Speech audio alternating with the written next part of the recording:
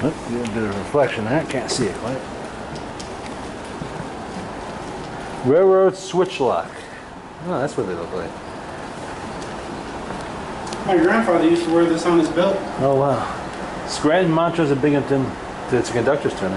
What a something. Change. I actually had one of those somewhere. Oh yeah. Yeah. I think I still do. I don't know what I did with it. The what do you call it, guys? Used to use them all the time. You know what I'm talking about. The ice cream guys.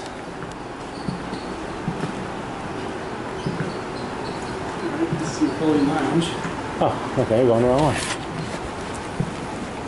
Yeah. What's this? Stocks and bonds? Yeah, yes.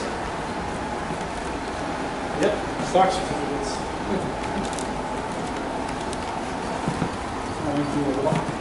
Yeah.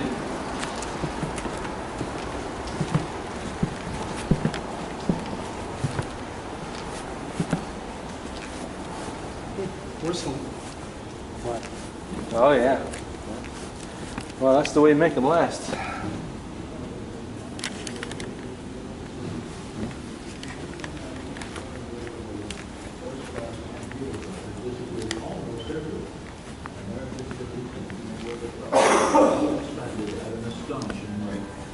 Small towns built systems as short as a mile or two in length, while big cities like Boston laid hundreds of miles of track. I like the music. Suburbs grew up all around Boston because of the availability of reliable, all-weather trolley transportation. Since city trolley lines were built primarily to handle the rush hour crowds of workers going to and from their jobs, streetcar owners began to develop attractions, like amusement parks, to get people to ride the cars that would otherwise be idle on evenings and weekends. In parts of the country, trolley touring was promoted. Nice. And lines were built just to service a particular natural wonder. Look at The that. Niagara Gorge trip I was was a gonna say, that popular looks eastern like, ride. Yeah. In Los Angeles, a trip up Mount Lowe became a major attraction. Till the earthquake would knock that down. Oh boy. Every new invention has its dangers. Ugh, And car. as the trolley began to Is that your spread, car? Yes. it became a real problem. Oh! Some safety education films were made Okay, to across alert the public the, to the dangers. This film shows the Eclipse Dude. lifeguard fender Dude. illustrated by its inventor. That's all staged, but still though, you know? Yeah. Up until World War I, the trolley lines grew and grew, always busier and busier. It seemed that the growth and the trolleys would never stop. Jesus.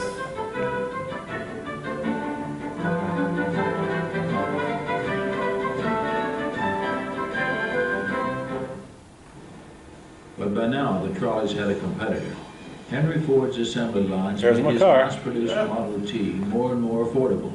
As people became better off, they increasingly chose the convenience of the automobile, and trolley ridership began to decline. The story of how the trolley companies fought back begins with the cars themselves. Early trolleys were small four-wheelers, not much different from a horse car. During the growth years, the concentration was on developing greater capacity. While cars got bigger, capacity could be further increased by operating trains of cars, which was standard for a time in several cities like Detroit and Cleveland. But with increasing competition from the automobile, the focus shifted to more efficient operations to counter declining ridership. Smaller, lighter cars reduced power consumption, but more importantly, they could be run by one operator instead of the usual crew of motorman and conductor. Trolley companies also turned to publicity stunts to try to boost Okay, revenue. honey, you wanna work? This El Paso trolley offered breakfasts cooked to order on an electric Oh, I'll stove. take it. Oh, Jesus, steak and eggs on the way to work. Yeah, that's nice.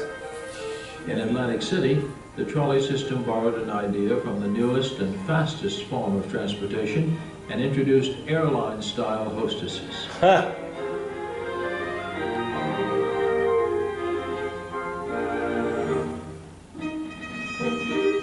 Ohio. But the simple fact was that neither gimmicks nor the newer lightweight cars could compete in comfort and performance with the automobile. What was needed was a radically new approach, and a remarkable industry-wide cooperative research program was undertaken which redefined the trolley car. Prototype vehicles were run in Chicago and Washington, D.C., and the final design was introduced in Brooklyn in 1936.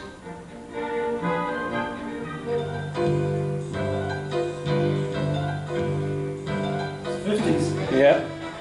The new streamliners were smooth, quiet, fast, comfortable, and stylish. They rejuvenated the trolley industry, at least for a time. Over 4,000 of them eventually ran in 29 North American cities.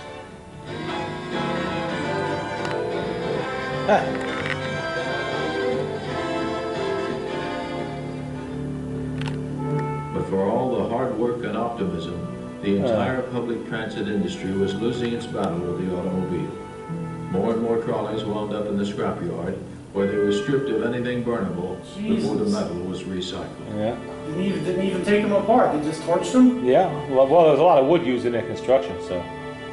Scranton's streetcar history closely paralleled the rest of the country's. With an economy based on vast deposits of hard coal, Scranton grew rapidly during the second half of the 19th century. By 1890, it was a thriving metropolis, and steel, railroading, and silk manufacturing that was the height, added turn to of the coal century. as the basis for the region's prosperity. All the way up to the 50s. Horse cars were introduced in 1866, the same year Scranton was incorporated as a city. But they had difficulty coping with Scranton's rapid growth and steep terrain, and Scranton was one of the first cities to explore the electric-powered alternative. In 1886, a group of prominent business leaders toured every electric streetcar system then operating in the country, and contracted with Charles Vanderpoel to construct one of his patented systems, which opened later that same year. By 1893, all existing horse car lines had been converted, and more lines were built out into surrounding communities. By the turn of the century, Scranton's trolley system had 90 miles of track extending from Duryea to Forest City, and carried 16 million passengers a year on a fleet of 170 cars. The now fully mature electric technology was extended even farther with the construction in 1903 of the interurban Lackawanna-Wyoming Valley Railroad. It connected Scranton with Wilkes-Barre, some 18 miles away, known popular Laurel Line.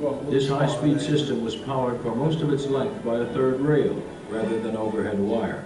Thanks to efficient operation and substantial freight traffic, it outlasted Scranton's other interurban, the Northern Electric to Montrose, 45 miles to the northwest, by some 20 years. The Laurel Line's popular amusement park at Rocky Glen continued to attract visitors arriving by auto for many years after the Laurel Line ceased carrying passengers in 1952. The auto was having its usual impact on public transit operations in Scranton as well. Even the introduction of modern electromobile cars couldn't stem the tide to private transportation, and the last Scranton trolley ran on Saturday, December 18th, 1954. But a lot of people were sad. I imagine so.